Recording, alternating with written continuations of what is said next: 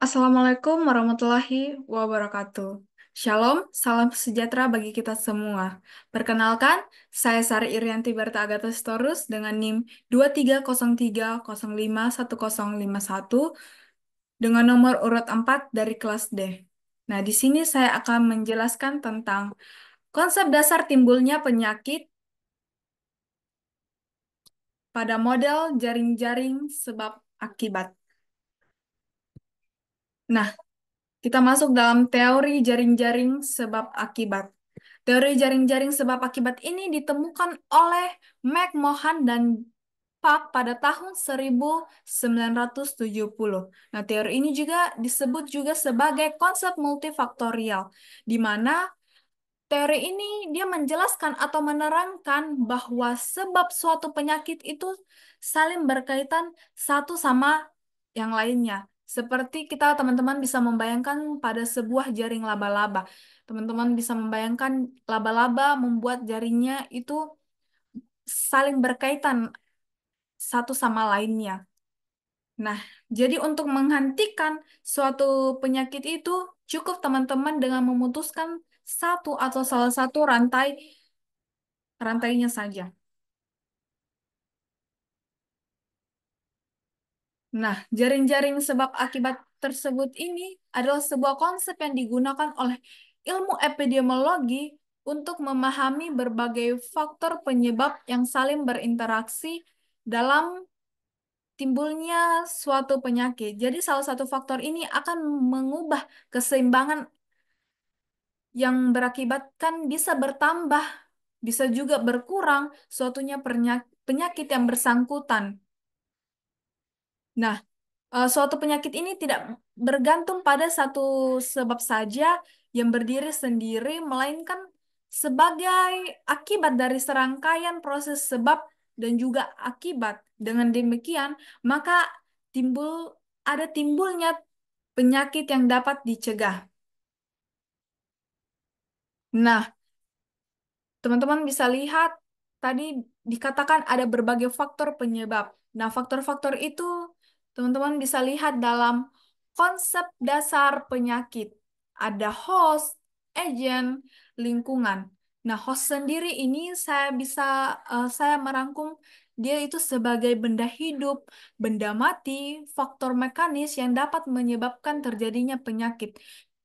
Contohnya itu kayak virus, bakteri, parasit juga bisa. Nah, yang kedua sebagai agen atau penjamu. Agen penjamu ini kata kuncinya kita sendiri.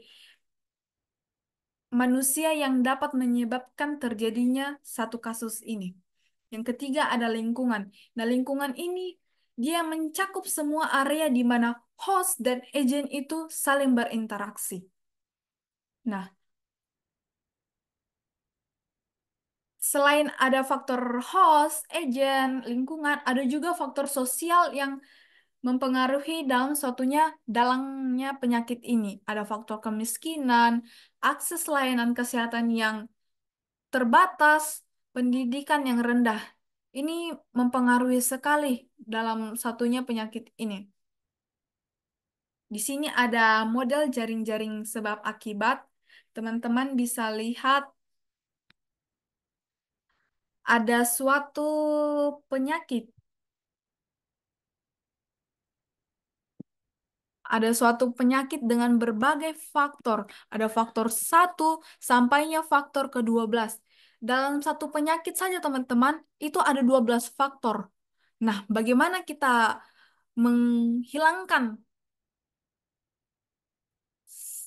salah satu faktor itu? Tadi saya bisa bilang dengan cara menghilangkan satu rantainya saja. Ini bisa mengurangi, mencegah terjadinya satu penyakit ini. Di sini saya ada ambil salah satu contoh, yaitu contoh penyakit stunting. Nah, penyakit stunting, teman-teman pasti sudah familiar lah dengan penyakit stunting ini. Nah, penyakit stunting itu rentang terkena oleh anak-anak di bawah usia umur 5 tahun. Nah, terutama pada masa periode 1000 HPK atau 1000 hari pertama kehidupan yang dimulai dari awal kehamilan hingga anak usia umur 2 tahun atau di bawah 5 tahun. Nah, pada masa ini pertumbuhan dan perkembangan itu sangat sangat pesat.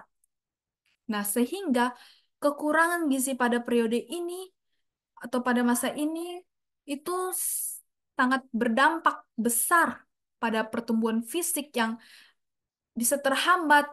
Contohnya bisa kekurangan kronis dan juga perkembangan otak pada anak. Nah, teman-teman bisa lihat ada berbagai faktor. Ini saya bisa membuat ini sebagai satu, ini faktor gizi buruk yang tidak seimbang. Yang kedua ada faktor penyakit infeksi.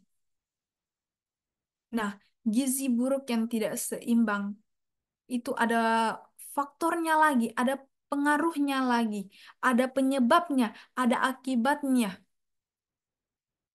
Sebabnya dari gizi buruk ini yang tidak seimbang itu karena diakibatkan oleh pola asuh ibu yang kurang sehat. Ada juga pemberian ASI yang tidak tepat pada waktunya, kurangnya penyuluhan tentang gizi, kurangnya dukungan keluarga, tidak adanya pemberian ANC em, pas pada waktu kehamilan, pemeriksaan medis. Yang kedua ada faktor infeksi. Itu link itu diakibatkan juga oleh tidak menjaga sanitasi lingkungan. Ini bisa termasuk pada ini ya konsep pada lingkungan ya, teman-teman. Lingkungan ini bisa mempengaruhi terjadinya infeksi. Ini bisa penyakit infeksi ini kita bisa bilang sebagai host. Tidak menerapkan PHBS, perilaku hidup bersih dan sehat, kurangnya dukungan petugas kesehatan. Nah, dari satu faktor saja itu bisa mempengaruhi berbagai akibat yang bisa mempengaruhi terjadinya stunting. Dan tadi saya bilang untuk mencegah atau menangani salah penyakit ini, contohnya kayak penyakit stunting ini, itu teman-teman bisa memutuskan salah satu rantai ini. Contohnya kayak pola asuh ibu pada anak yang kurang tepat. Jadi nanti dengan kita bisa membuat belajar lagi nanti pada masa 1000 hari HPK pola asuh ibu itu harus dikembangkan lagi. Pemberian ASINya itu harus tepat waktu, harus adanya penyuluhan tentang gizi, harus ada juga dukungan keluarga.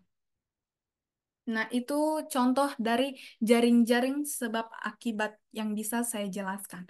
Nah, dari penjelasan saya tadi ada pun kesimpulan. Kesimpulannya itu satu, ternyata penyakit itu disebabkan oleh banyak faktor. Yes. Yang kedua, faktor itu, faktor yang disebab faktor agent, host, lingkungan, dan sosial ekonomi itu saling mempengaruhi. Yang bisa yang bisa menyebabkan adanya suatu penyakit. Yang ketiga, harus ada pendekatan multifaktor penting untuk pencegahan dan penanganan penyakit tersebut supaya supaya bisa mengurangi penyakit-penyakit yang ada contohnya tadi kayak stunting. Nah, baik, itu sedikit penjelasan tentang saya, penjelasan tentang konsep dasar timbulnya penyakit yang dari model jaring-jaring sebab akibat. Terima kasih.